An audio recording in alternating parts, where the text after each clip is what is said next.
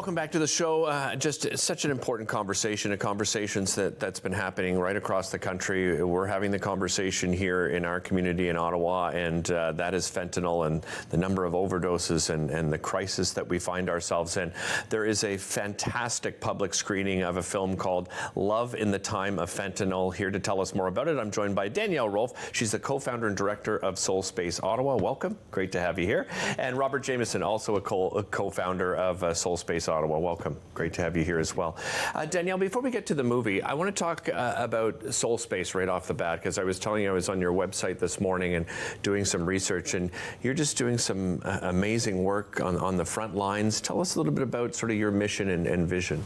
So Soul Space sort of evolved from working with Bobby and just learning about what goes on the front lines. I'm not a frontline worker myself, but by watching folks who were peer support workers, social workers, working on the front lines, I was just trying to figure out how can we support them to keep doing what they're doing, because they're facing incredible challenges. So that was really how it all started. Yeah, and Robert, you have a very personal story. You've had your own challenges. Tell me a little bit about some of your challenges.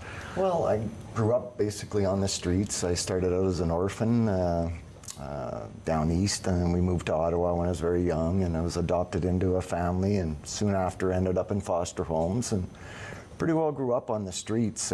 Substance use was something that I dealt with a lot, was my addictions, and that went on for 20, 30, almost 40 years, until one day I was fortunate enough to run into an amazing harm reduction worker, and everything changed from that moment on.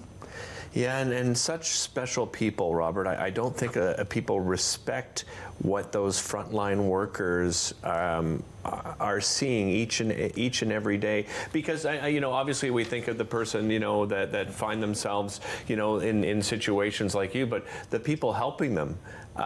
That's a pretty special thing. You're going home with a lot of emotions. I'm certain of it each and every day, right? Yeah, and that was a big part of it, was to integrate the work that I was doing with my own recovery.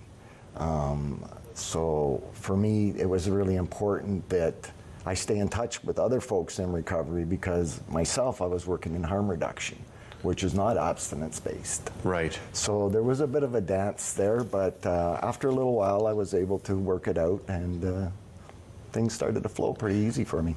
Danielle, tell me about this film and why this film is so important, and why you're bringing it here to Ottawa. Yeah, so the film profiles the situation of the same drug crisis that's happening right across the country, but it's based in Vancouver's downtown east side. And not only does it tell the story of that drug crisis, but it tells the story of the harm reduction workers, the people with lived experience who are harm reduction workers doing the work on the front lines. And it's not easy work. It's not something that is necessarily sustainable.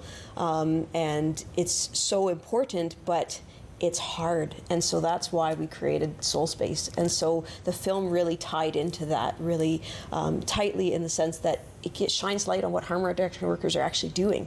And I think for a lot of people, they think of first responders, there's EMS, there's there's firefighters. Yeah. They think about first frontline workers in the hospitals. And what I found is, do people know what frontline workers are doing in the harm reduction world? So the purpose of bringing the film to Ottawa was to not only start the conversation about the drug crisis, but also to provide support to harm reduction workers by raising awareness about what they do. Robert, when harm reduction and safe injection sites and so on, there's a lot of controversy around them. Your thoughts on the way that we're tackling this crisis?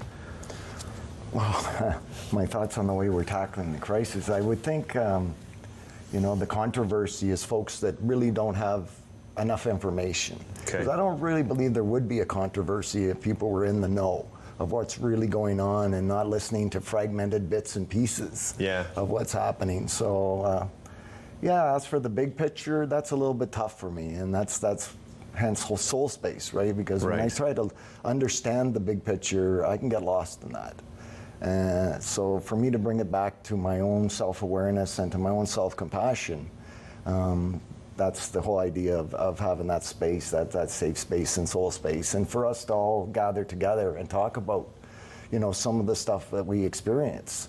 on a day. It's not a topic you can talk about with just everybody. Right, yeah. You don't sit around the dinner table talking about the fentanyl crisis necessarily. Yeah. And if you do, I think what you just said, I mean, is the biggest point, is people don't understand it. That's it. They don't have the education, and I imagine that's why this particular screening is important, because it's about raising awareness and educating people on what's happening, both to the people that are going through addiction, and the people trying to help at the same time. Yeah. Right? Yeah.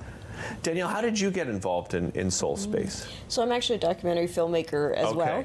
And Okay. so when I was making a documentary about the need to support people in rooming houses, that's where I met Bobby, and as well as other frontline workers like nurses doing community outreach. And so that was the connection in terms of how we met, and I saw Bobby burn out in the course of us filming that documentary, Blue Roses. And so in seeing that, I thought, if you're losing somebody like Bobby, who's providing so much support to so many people, we're losing a huge asset to the community. So how can we support these really well-trained and caring, empathic people to the drug crisis? How can we support them in ways that address not just their physical and mental well-being, but their emotional and spiritual well-being too? Because what they're dealing with, from what I saw as an outsider, was life and death on a daily basis. Yeah. So how do you hold someone? You don't have to pre-register to. No, you don't need to pre-register. You can if you're on our Facebook page, but otherwise you can just show up at the Bytown. Wonderful. Again, a reminder, that's happening October 28th, and I'll tell you more information right after the break. Don't go anywhere.